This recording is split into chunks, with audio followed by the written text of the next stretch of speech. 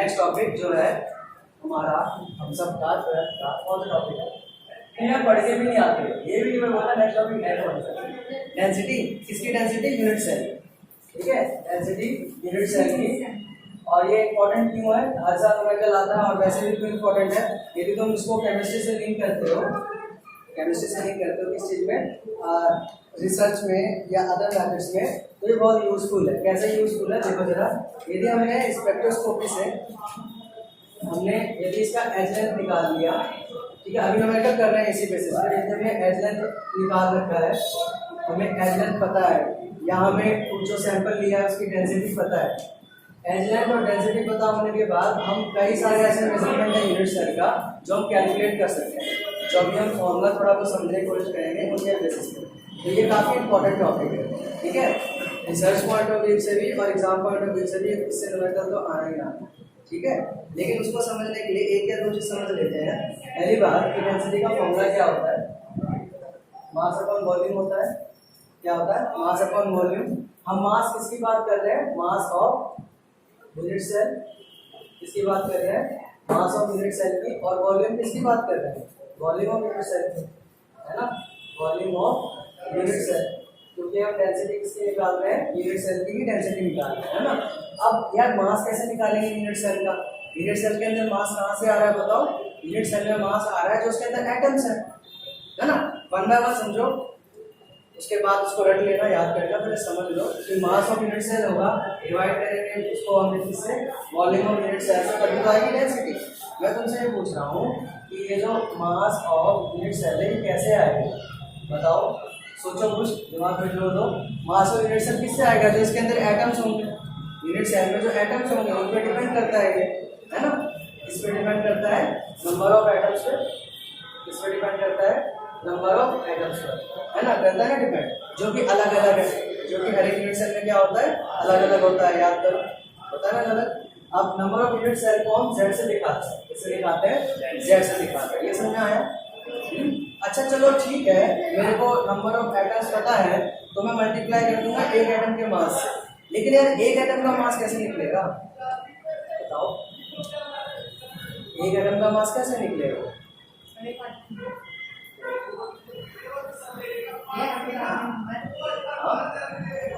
अरे बोलो। Avogadro number से निकलेगा? एवोगैड्रो नंबर क्या बताता है? कुछ अरे दिमाग पे जोर देने का है, इतना नहीं कि फ्यूज हो जाएगा पूरा, इतना क्यों जोर दे रहे हो? रफ में कर रहे हैं, ठीक है, समझ लो क्यों बता रहा हूँ, ताकि तुम्हें फॉर्मूला याद है।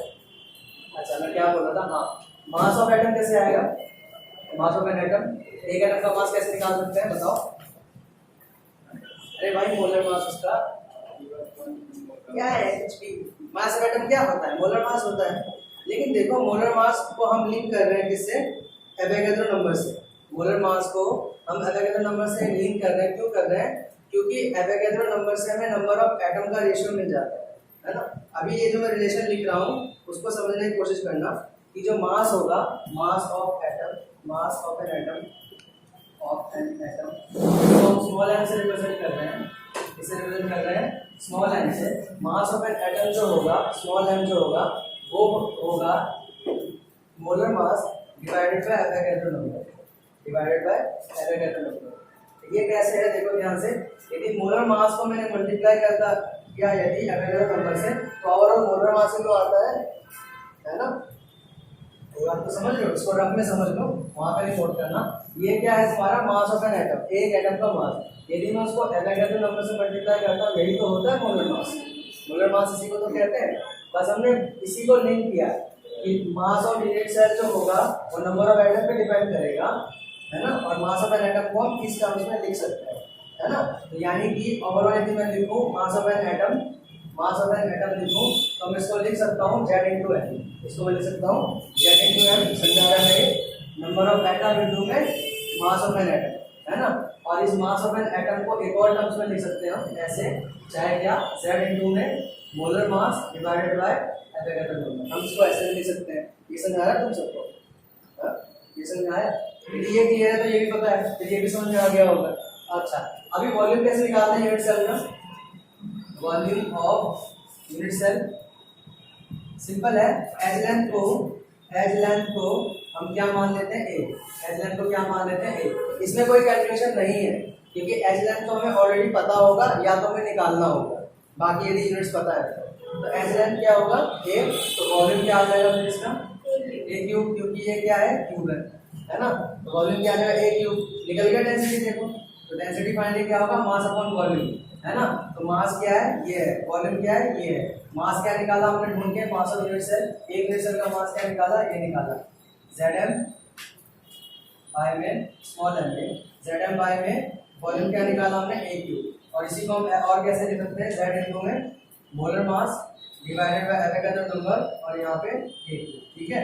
ये तीनों फॉर्मूले a क्यूब ये समझ आया फॉर्मूला सबको, कोई दिक्कत परेशानी, इसको आपने रखना है, याद करना है। Density is Zm Na a cube, Zm Na a cube. What is Z? Z is the number of atoms, लिख दिया इसीलिए ऊपर। तुम सब चाहो सीधे टॉपिक लिखो, ये लिखो और ये फॉर्मूला लिखो, बीच की चीजें स्किप कर सकते हो, ये तुम्हारे समझाने के लिए था। पेपर एग्जाम में कहीं कुछ नहीं आना, कोई तुमसे पूछेगा नहीं, बट लॉजिक समझ में आना चाहिए कहाँ से आया है, ठीक है। ये समझते हो ये तो पहले से पता है। उसके बाद ये भी समझ लो, ठीक है। Density of unit cell is Zm divided by Na a cube. What is Z?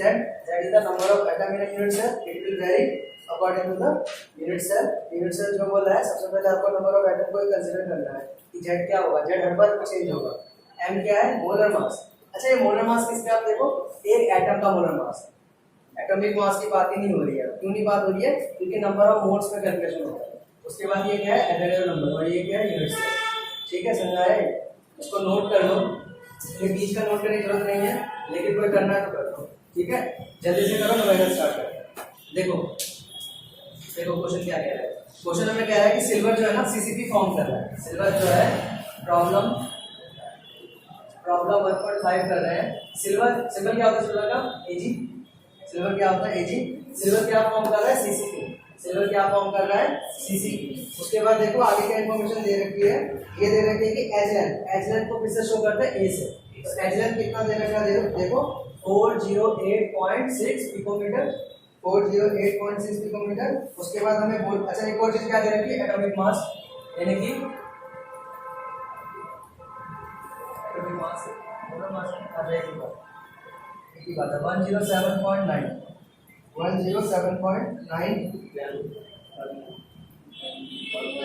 Unit. उसके बाद और क्या दे रखा, पूछा क्या है, और कुछ नहीं दे रखा, डेंसिटी पूछी है हमने। क्या पूछा है हमसे, डेंसिटी पूछी है ना। अब देखो ध्यान से कैसे करेंगे सॉल्व इसको। एजी जो है वो सीसीपी बना रहा है, एज लेंथ उसका 408.6 पिकोमीटर है। क्या है इसका एज लेंथ, 408.6 पिकोमीटर। जो मास है वो क्या है 107.9, जो मास है वो क्या है 107.9, ठीक है। और उसके बाद जो डेंसिटी पूछ रहा है हमसे, तो डेंसिटी का फॉर्मूला लिख लेते हैं, फिर देखते हैं कि हमारे पास है क्या नहीं। डेंसिटी का फॉर्मूला क्या होगा, ठीक है। फॉर्मूला ये है, जेड है क्या तुम्हारे पास, जेड तो है ही नहीं, हाँ है, कहाँ है सीसीपी, कहाँ पर है सीसीपी है ना। सीसीपी का मतलब जेड कितना हो जाएगा 4 हो जाएगा, जेड क्या हो जाएगा 4 हो जाएगा। ये है क्या तुम्हारे पास है, ए क्यूब है क्या, ए तो ए क्यूब भी आ जाएगा, और एन तो सबको पता ही होता है।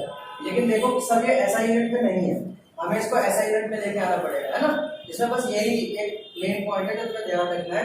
अभी ये पिकोमीटर है, तो पिकोमीटर बता दो भाई, मीटर में कैसे लेके आओगे इसको, बोलो क्या होता है पिकोमीटर, 10 की पावर यस, है ना। ये तो पता है, पढ़ा होगा पहले तो पढ़ा है। कितना होगा 10 की पावर -12 मीटर हो गया। अभी देखो ये तो यूनिट है ना, अभी यूनिट है यानी कि ग्राम है, ये हमें तो किसमें कन्वर्ट करना पड़ेगा किलोग्राम में, है ना। यूनिट यानी कि ग्राम, इसको कर दो कन्वर्ट इसमें, हाँ 10 की पावर क्या आ जाएगी -3, ठीक है। किलोग्राम, इसमें आ गया ये किलोग्राम।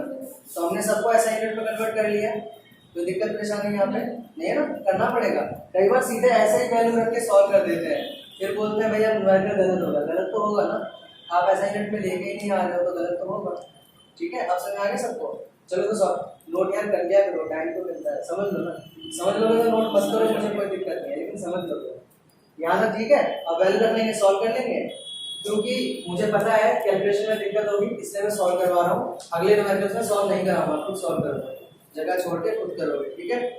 अभी देखो Z4 है, अब हम लिख देते हैं जो भी हमारा 107.9 इंटू 10⁻³ यूनिट मत लिखो, कोई फायदा नहीं है, ठीक है। जब कैलकुलेशन करने लग जाते हो, a क्यूब का मतलब क्या है 408.6 10⁻12 का क्यूब, उसके बाद देखो na पता ही है 60.022 10⁻23, ठीक है।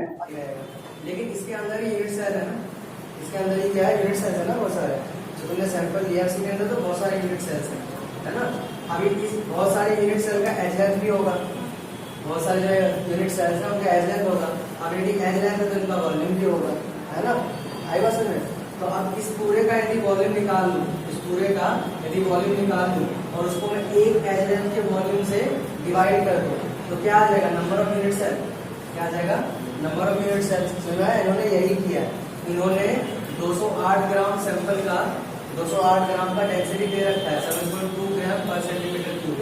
208 ग्राम का सैंपल है ना, उसका जो डेंसिटी है वो 7.2 ग्राम है, तो उसका यूज करके उन्होंने वॉल्यूम निकाल दिया। क्या निकाल दिया, वॉल्यूम।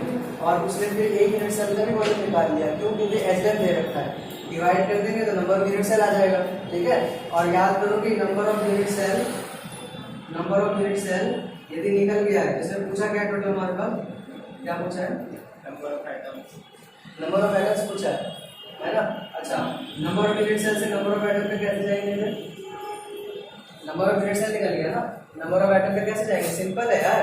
एक यूनिट सेल में कितने एटम आएंगे, पीसीसी बोला ना इसने, पीसीसी में कितने एक यूनिट सेल में कितने होंगे, 2 होंगे। तो जो भी नंबर ऑफ यूनिट सेल निकला है उसको मल्टीप्लाई कर देना 2 से, इजी है। इस तरह के क्वेश्चन पेपर में बहुत आते हैं। जो सबसे लास्ट वाला क्या है ना, सिंपलेस्ट है, इसके चांस थोड़े कम है, थोड़े से अप्लाइड, ये थोड़े से अप्लाइड क्वेश्चन है, ये आते हैं। कर लोगे, हाँ कोई दिक्कत, ठीक है ना, इजी है ना। अच्छा, पक्का आगे समझ में, आगे समझ, ठीक है। यदि समझ में आ गया तुम सबको तो ये वाला क्वेश्चन देखो जो भी बहुत इंपॉर्टेंट है। इंडेक्स का 1.1, इंडेक्स का 1.18 देखो, इंडेक्स का 1.18 इंपॉर्टेंट मार्क कर लो, एग्जाम में रिपीट हो रखा है कई बार, और जो अभी करवाया ये भी कई बार रिपीट हो रखा है क्वेश्चन। समझ में आ गया ना, क्वेश्चन को समझ में आया, ठीक है। 1.18 देखो इंडेक्स का 1.18 देखो,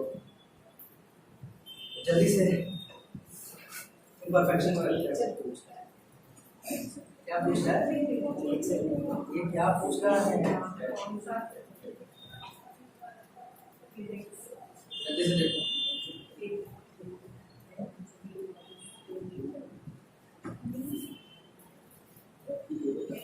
आप कर लेंगे इसका,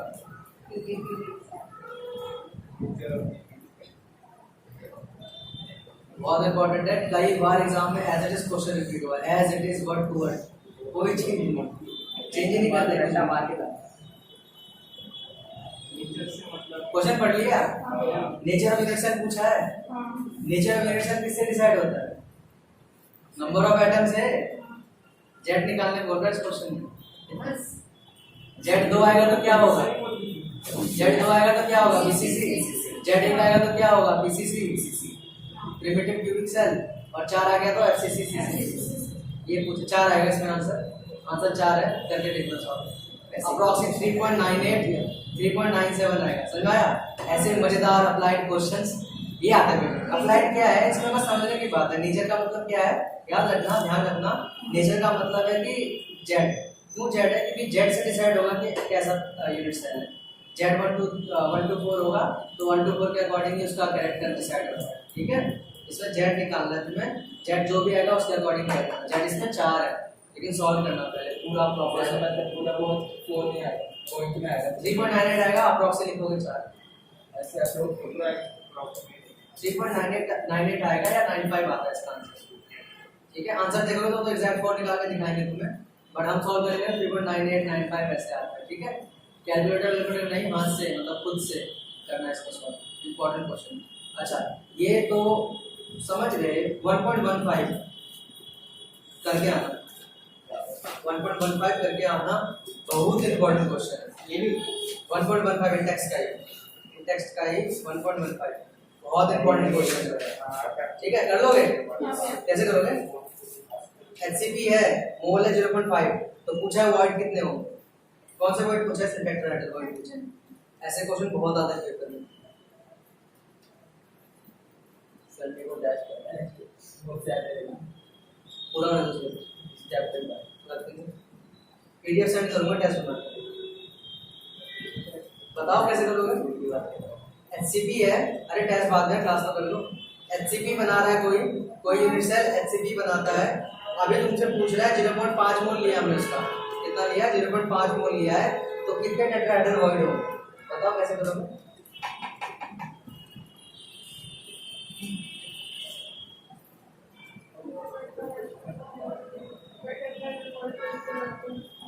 टेट्राहेड्रल वॉइड तो डिपेंड करेगा नंबर ऑफ एटम्स पे, और नंबर ऑफ एटम्स से एक चीज समझ में आता है एवोगाड्रो नंबर।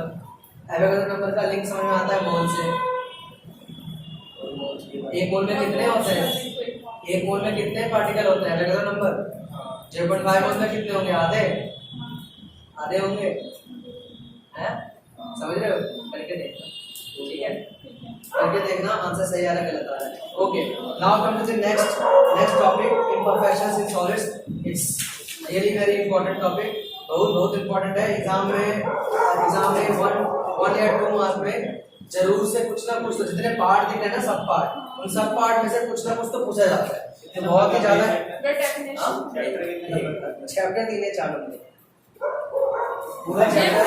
कितने नंबर की आएगी? प्रॉब्लम है, एक क्वेश्चन आता है इसमें से एक क्वेश्चन आता है, जो हमने डेंसिटी वाला क्वेश्चन किया है ना, सबसे फेवरेट क्वेश्चन इस चैप्टर डेंसिटी वाला ही है। डेंसिटी से एक क्वेश्चन आ जाता है 2 या 3 मार्क का, और 1 या 2 मार्क की थ्योरी आ जाती है। अब थ्योरी में देख रहे हो तुम सब, थ्योरी काफी पढ़ी तुमने, थ्योरी में ये इम्परफेक्शन उनका एक फेवरेट है, इम्परफेक्शन एक फेवरेट सेक्शन है, जहाँ पे वो 1 मार्क का उनसे थ्योरी पूछते हैं व्हाट इज शॉर्ट की डिफेक्ट, व्हाट इज शॉर्ट की इम्परफेक्शन, ऐसे करके एक क्वेश्चन आता है, तुम डिफाइन कर दोगे 1 मार्क मिल गए, ठीक है। और आधे मार्क्स नहीं कटे, इसलिए तुम क्या करोगे, थोड़ा सा क्रिस्टल को डिपिक्ट कर दोगे, उसको मूवमेंट कराते हुए, बस वो मैं बता रहा हूँ कैसे करना है। नहीं तो कई बार यदि 90+ जाते हैं तो फिर यहाँ आप करते हैं कि डिपिक्शन अच्छा नहीं है इसका, मतलब कुछ अच्छे से डायग्राम वगैरह नहीं बना है, ठीक है। अच्छा देखो, इम्परफेक्शन इज सॉलिड, थोड़ा सा इस टॉपिक के बारे में डिस्कस कर लेते हैं, फिर मैं कैटेगरी देता हूँ, सारे कैटेगरी इसकी। इम्परफेक्शन मतलब क्या होता है, जो परफेक्ट ना हो, तो परफेक्ट क्या नहीं है इसमें, सही बोला, अच्छा है ना, इंग्लिश तो बोल दिया इम्परफेक्शंस इन सॉलिड्स। सॉलिड के इम्परफेक्शन की बात करी जा रही है, तो सॉलिड में इम्परफेक्शन क्या हो जाएगी बताओ।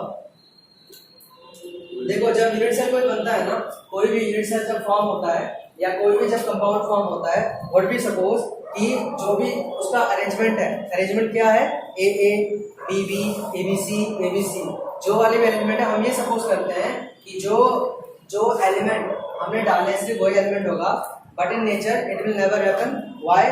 जो बाकी जो एरिया में जो मॉलिक्यूल्स है, जो कॉन्स्टिट्यूएंट एटम या कोई स्पीशीज पड़ा हुआ है, वो ऑब्वियसली है कि उसमें आके ऐड हो जाएगा। इस तरह के प्योर लाइन को, जब प्योर लाइन से मेरा कहने का मतलब क्या है कि जो एटम का हम सपोज कर रहे हैं, जो एटम हमारा कंपाउंड होना चाहिए, उसके अलावा अनवांटेड यदि कोई और एटम स्पीशीज आ जाए, तो इसी को हम क्या बोलते हैं, इम्परफेक्शंस।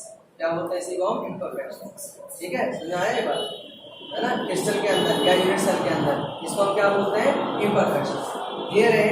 अच्छा, ब्रॉड में छोटा सा डिस्कशन और इसमें, फिर मैं सीधे एक चार्ट बनाता हूँ, चार्ट को नोट करना, और चार्ट को फिर उसी के अकॉर्डिंग डिफरेंशिएट करना स्टार्ट।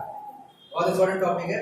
इसमें डिफेक्ट जो मैंने अभी बोला ना, वही इम्परफेक्शन है, और उसी को हम डिफेक्ट बोलते हैं अदर वर्ड्स में। डिफेक्ट भी क्या है कि जो तुम्हें ऑर्डर मिलना चाहिए मॉलिक्यूल में, किसी सॉलिड में या किसी कंपाउंड में, उसमें क्या हो गया कि एक अनायन, एक कटायन क्या हो गया, कोई और आ गया, कोई और स्पीशीज का आ गया।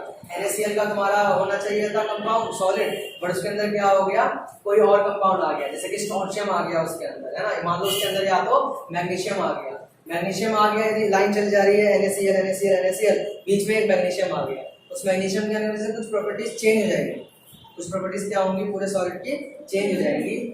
उस अलग एटम के या अलग आयन कटायन के आने के फेनोमेना को ही क्या कहते हैं, डिफेक्ट, है ना, या इम्परफेक्शन। ठीक है, इम्परफेक्शन या डिफेक्ट के यदि कैटेगराइजेशन की बात करें तो ब्रॉड 2 कैटेगरीज हैं। ब्रॉड 2 कैटेगरी कौन कौन से हैं, पॉइंट डिफेक्ट और लाइन डिफेक्ट। जो दो कैटेगरी है, मैं चार्ट दे रहा हूँ बट पहले सुन लो सिर्फ, ठीक है, बुक मत देखो। एक है पॉइंट डिफेक्ट, एक है लाइन डिफेक्ट। पॉइंट डिफेक्ट क्या होता है? सिर्फ एक पॉइंट पे डिफेक्ट होना, पूरे क्रिस्टल में किसी एक जगह पॉइंट पे, बहुत ही माइन्यूट कहीं कहीं पे, उसको बोलते हैं, ठीक है, पॉइंट डिफेक्ट। कहीं कहीं पे बोले तो क्या मतलब है कि सपोज करो कि ये तुम्हारा क्या है ना, यूनिट सेल है या पूरा तुम्हारा क्रिस्टल है। इस क्रिस्टल में एक यहाँ पे डिफेक्ट है, एक यहाँ पे डिफेक्ट है, एक यहाँ, एक यहाँ, एक यहाँ डिफेक्ट है, ये पॉइंट डिफेक्ट है। लेकिन सपोज करो कि तुम्हारे पास एक क्रिस्टल है, तुम्हारे पास एक क्रिस्टल है, इसकी वाली पूरी लाइन ही डिफेक्ट है, ये वाली पूरी इसकी क्या है, लाइन ही डिफेक्ट है, ये वाली पूरी लाइन ही इसकी डिफेक्ट है, पूरी लाइन, समझ रहे हो, पूरे के पूरे लाइन में एक डिफेक्ट आ जाए तो इसको हम लाइन डिफेक्ट बोलते हैं। इसको हम क्या बोलते हैं फिर? लाइन डिफेक्ट, ठीक है, इसको क्या बोलते हैं? Line defect. और ये जो पॉइंट्स में होते हैं इसको क्या बोलते हैं? Point defect. इसको हम क्या बोलते हैं? Point defect. 12th क्लास के अंदर हमें सिर्फ पॉइंट डिफेक्ट पढ़ना है, 12th में हमें सिर्फ पॉइंट डिफेक्ट पढ़ना है, हमें लाइन डिफेक्ट यहाँ पे 12th में नहीं है, ठीक है, 12th में लाइन डिफेक्ट नहीं है। पॉइंट डिफेक्ट के फर्दर 3 कैटेगरीज है, इसको सुन लो बस, अभी चार्ट दे रहा हूँ उसको नोट करें, सुन लो बस।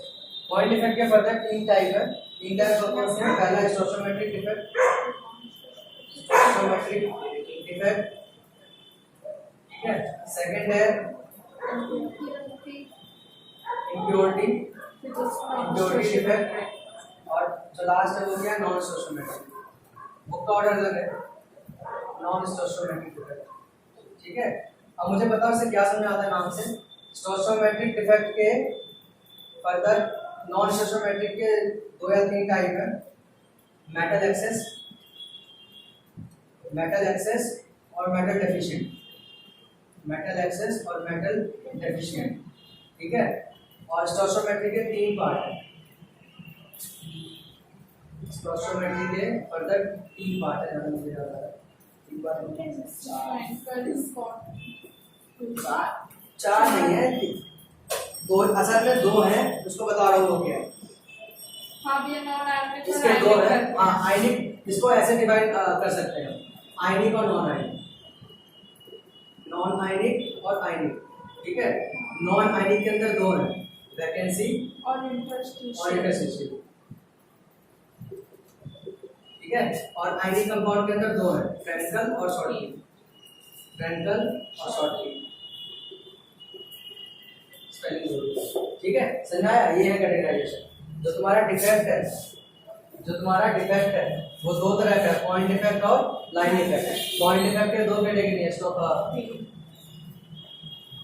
हाँ, 3 पार्ट है, पहला है स्टोशियोमेट्री, दूसरा इम्प्योरिटी और तीसरा क्या है?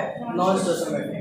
जो तुम्हारा स्टोशियोमेट्री है उसको आयनिक नॉन आयनिक में कर सकते हैं, नॉन आयनिक में वैकेंसी और इंटरस्टिशियल बोलते हैं, और इन्हीं को आयनिक में फ्रेंकल और शॉर्टली बोलते हैं, ये दोनों सेम चीज है, ठीक है। नॉन आयनिक में इनको वैकेंसी और इंटरस्टिशियल बोलते हैं, और आयनिक में इनको क्या बोलते हैं? फ्रेंकल और शॉर्टली, ठीक है ना। उसके बाद इम्प्योरिटी को इम्प्योरिटी है, इस पर कुछ खास और फर्दर कैटेगराइजेशन नहीं है। उसके बाद नॉन स्टोशियोमेट्री में 2 कैटेगरी है, मेटल एक्सेस और मेटल डेफिशिएंट, ठीक है। चार्ट यही है, इसको ढंग से बनाते हैं, समझ में आ गया? मैं एक ब्रीफ आइडिया दे देता हूं तुम्हें इसमें से, इसमें एक ब्रीफ आइडिया दे दो। स्टोशियोमेट्री मतलब क्या होगा? स्टोशियोमेट्री डिफेक्ट जिसमें स्टोशियोमेट्री चेंज हो जाए, स्टोशियोमेट्रिक डिफेक्ट में क्या होगा? जिसमें स्टोशियोमेट्री चेंज हो जाए। नॉन स्टोशियोमेट्रिक डिफेक्ट में क्या होगा? मैंने उल्टा लिख दिया है, मैंने उल्टा लिख दिया है, होगा ये नॉन स्टोशियोमेट्रिक और ये स्टोशियोमेट्रिक, सही लिखा था भैया? हाँ, सही है। मुझे क्यों लग रहा है? चलो ठीक है, नॉन स्टोशियोमेट्रिक, इसमें क्या होगा? स्टोशियोमेट्री चेंज होती है, नहीं होती, ठीक है। और स्टोशियोमेट्री में क्या आता है? अच्छा, स्टोशियोमेट्री में स्टोशियोमेट्री सेम रहती है, नॉन स्टोशियोमेट्री में स्टोशियोमेट्री सेम नहीं रहती है। स्टोशियोमेट्री क्या होता है? ज्यादा पढ़ के आएगा। स्टोशियोमेट्री मतलब क्या होता है? जैसे सपोज करो ये फॉर्मूला है Fe2O3, है ना, Fe के 2 मोल है, O के 3 मोल है ना। इसी के स्टडी को क्या बोलते हैं? स्टोशियोमेट्री। स्टोशियोमेट्री क्या होता है? Number of moles. स्टोशियोमेट्री क्या होता है? नंबर ऑफ मोल्स, ठीक है, समझा है? तो दिक्कत परेशानी इसमें, ठीक है। जिसमें स्टोशियोमेट्री रिटेन रहती है, स्टोशियोमेट्री चेंज नहीं होगी जिस डिफेक्ट में, उसको क्या बोलते हैं? स्टोशियोमेट्री। जिसमें स्टोशियोमेट्री नहीं रहती है सही, उसको बोलते हैं नॉन स्टोशियोमेट्री। इम्प्योरिटी में इम्प्योरिटी आ जाती है, कोई और मैटर आ गया, ठीक है।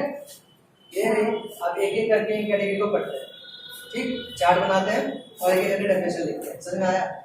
कंफ्यूज तो नहीं हो रहे? नहीं भैया हाँ भाई, ये तो कंफ्यूजन कुछ में कुछ नहीं है। कोई दिक्कत किसी को पूछ रहा है? नहीं ना, चलो फिर चार्ट बनाते हैं। चलो आ गया, देखो बुक में नहीं है इसका चार्ट दबाना है, ठीक है।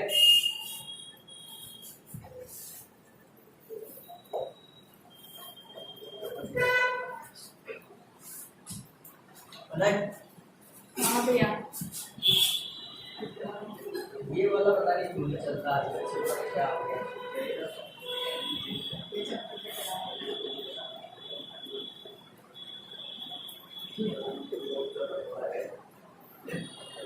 भाई समझ में आएगा तुम सबको?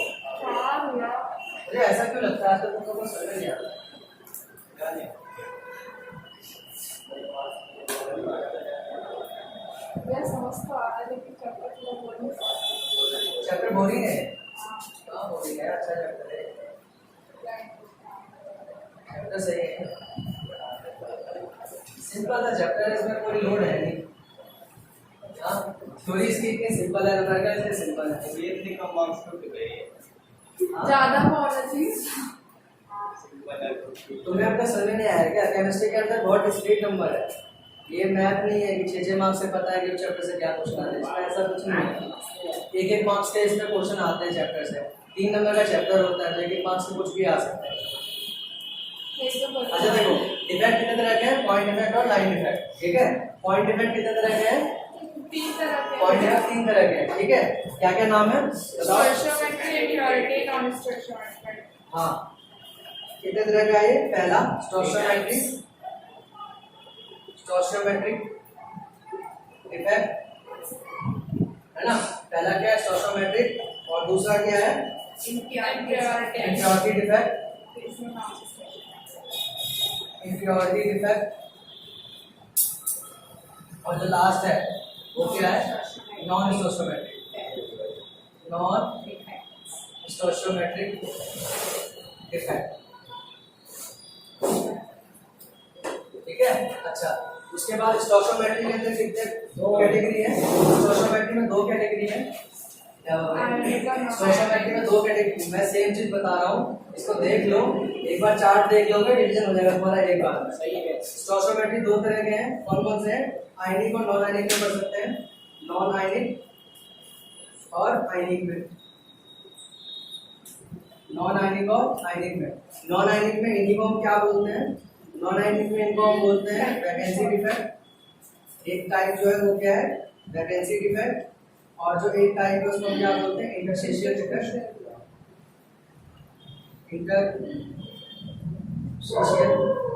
डिफेक्ट, ठीक है। और इन्हीं को आयनिक में हम क्या बोलते हैं? शॉर्टकी डिफेक्ट, हाँ, और फ्रैंकल डिफेक्ट। इन्हीं को शॉर्टकी बोलते हैं, क्या बोलते हैं? फ्रैंकल डिफेक्ट, ठीक है। इनमें कोई और टाइप नहीं है। नॉन स्टोइशियोमेट्री के अंदर 2 टाइप है। नॉन स्टोइशियोमेट्री के अंदर कितने टाइप्स हैं? 2 टाइप है। कौन कौन सा है? मेटल एक्सेस और मेटल डेफिशिएंट। पहला क्या है? मेटल एक्सेस डिफेक्ट, और जो दूसरा है वो क्या है? Metal deficient defect, metal deficient defect, ठीक है। इस चार्ट को बनाओ और इस पूरे चार्ट को कवर करते हैं डेफिनेशन एग्जांपल्स के साथ। बहुत ज्यादा इंपॉर्टेंट है, इस चार्ट में से कुछ भी पूछा जा सकता है, क्योंकि ये तो सिलेबस में ही नहीं है, तो ये भी पूछेंगे, बाकी इसमें कुछ भी कौन सा है सिलेबस का? लाइन डिफेक्ट नहीं है इसमें, ठीक है। सिलेबस में लाइन डिफेक्ट नहीं है, 12th में ही नहीं है, ये ऐसा नहीं है कि इस बार कटा है, 12th में है ही, ठीक है। इसको नोट करो एक एक करके, क्योंकि मैं समझा चुका हूँ तो मैं आराम से बैठता हूँ, मैं डेफिनेशन बोलूंगा, नोट करते जाओ, ठीक है। डेफिनेशन और एग्जांपल्स।